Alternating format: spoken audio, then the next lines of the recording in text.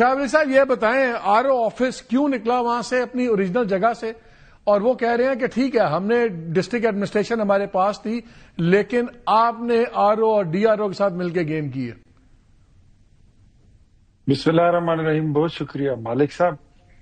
سب سے پہلے تو یہ دیکھیں کہ جہاں پہ الیکشن ہوا، جس گھر سے پی ٹی آئی کی امیدوار تھی، وہاں پر اس گھر میں 2 وزیر ہیں، ایک ارشد ایوب اور ایک اکبر ایوب، 2 صوبائی وزیر ہیں۔ ڈی سی ان کا، ڈی پی او ان کا، ڈی او ان کا، ڈی او فیمیل ان کی۔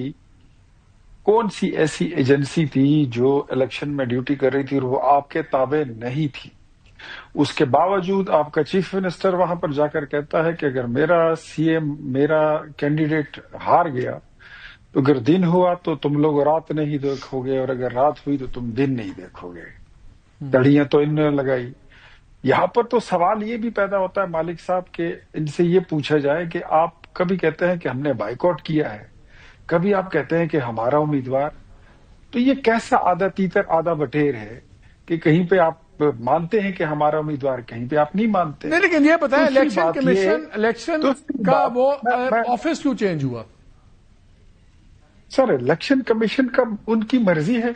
وہ جہاں بیٹھتے ہیں، وہ جہاں پہ فیل سیف کرتے ہیں،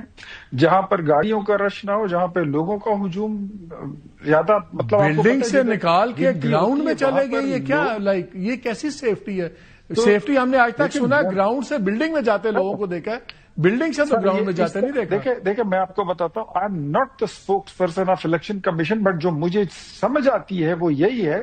کہ بلڈنگ سے اگر چیز کسی اوپن گراؤنڈ میں جاتی ہے تو دس مینز یہ تو مور ٹرانسپیرنٹ ہو گیا، لیکن اگر یہ گراؤنڈ میں ہو یا بلڈنگ میں ہو، دا بگ تھنگ از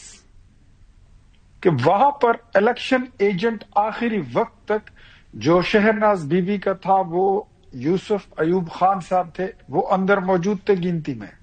اور بابر نواز کے جو انکل ہیں گور نواز خان، وہ اندر موجود تھے، وہ گنتی میں بیٹھے ہوئے تھے۔ اگر اف اٹ از سو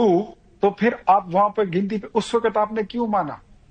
آپ وہاں پر تو اندر مان لیتے ہیں کہ گنتی ٹھیک ہے، کیونکہ آپ کو پتا ہے کل 437 پولنگ اسٹیشن کا رزلٹ آیا تھا،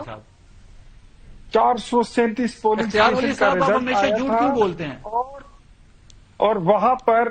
عمر ایوب خان اپنی جو فتح ہے اس کا جشن شروع کر دیتے ہیں۔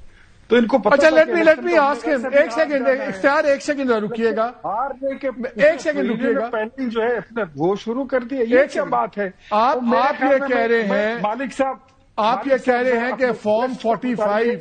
آپ یہ کہہ رہے ہیں کہ فارم 45 جس نہیں اختیار، مجھے ایک بات بتائیے،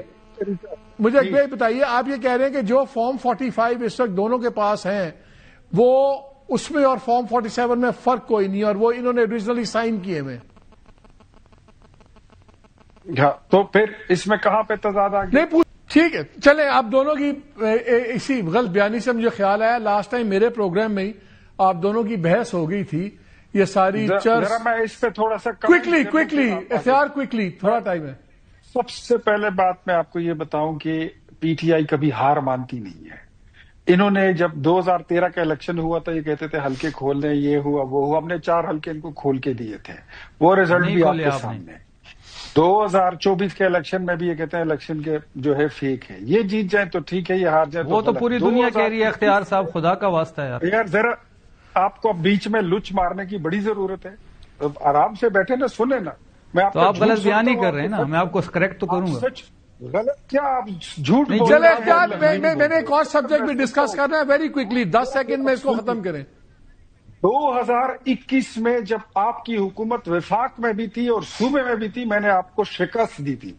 آپ کے جو وزیر دفاع تھے اس کو بھی شکست دی تھی، اس کے باوجود اس بار آپ کی کیا پوزیشن ہے؟ تو میں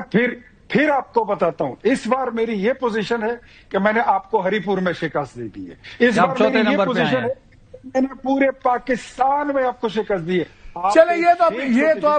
اب بات اب جائے گی الیکشن کمیشن میں، وہاں پریڈکشن چلیں گی نہیں سکتے، وہ پھر اب اگلے 2-3 وہ تو اختیار بھائی اب اگلے 2 سال 3 سال یہ لگتے پھیرے لگاتے رہیں گے الیکشن کمیشن میں، اور وہ چیز ایسی چلتی رہے گی۔